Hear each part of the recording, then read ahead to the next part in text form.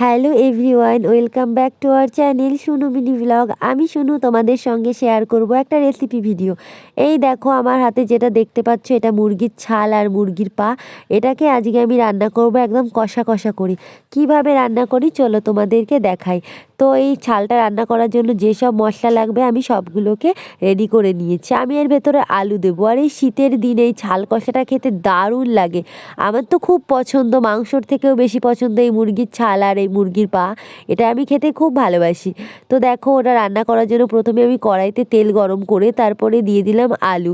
কেটে রাখা আলু একটু ভাজা ভাজা হয়ে গেলে দিয়ে দিলাম একে একে পেঁয়াজ কুচি, কাঁচা লঙ্কা চেরা, রসুন বাটা দিয়ে ভালো মতো ভেজে নিয়েছিলাম। তারপরে দিয়ে দিলাম বাটির ভেতরে গুলিয়ে রেখেছিলাম একটা মশলাতে ছিল একটু জিরের গুঁড়ো, ধনের গুঁড়ো আর শুকনো লঙ্কা গুঁড়ো। ওই মশলাটা দিয়ে ভালো মতো কষিয়ে নিয়ে আমি দিয়ে দিয়েছিলাম হলুদ। তারপরে আমি দিয়ে দিয়েছিলাম সেই মুরগির ছালগুলোকে আর মুরগির পাগুলোকে, ওটাকে দিয়ে ভালো মতো কষিয়ে লবণ হলুদ দিয়ে দিলাম। তারপরে আমি সিদ্ধ হওয়ার জন্য দিয়ে দিলাম অল্প পরিমাণে জল। তারপরে ঢেকে ভালো মতো রান্না করে নিয়েছি। নামানোর আগে গরম মশলা দিয়ে নামিয়েছিলাম। কি বলবো গাইস, এটা দেখে এত লোভনীয় লাগছিল না, খেতে তার থেকে বেশি স্বাদ হয়। এত টেস্টি টেস্টি হয় এটা, আর শীতের দিনে পুরো জমে যায়। আমার তো খুবই ভালো লাগে খেতে।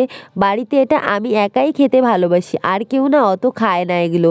আমার মা তো খেতে পছন্দই করে না, আমার ভাই অল্প খায়, কিন্তু আমি তো দারুণ খেতে ভালোবাসি এটাকে। আমার খুবই ভালো লাগে, আমার খুব পছন্দের খাবার এই মুরগির ছাল।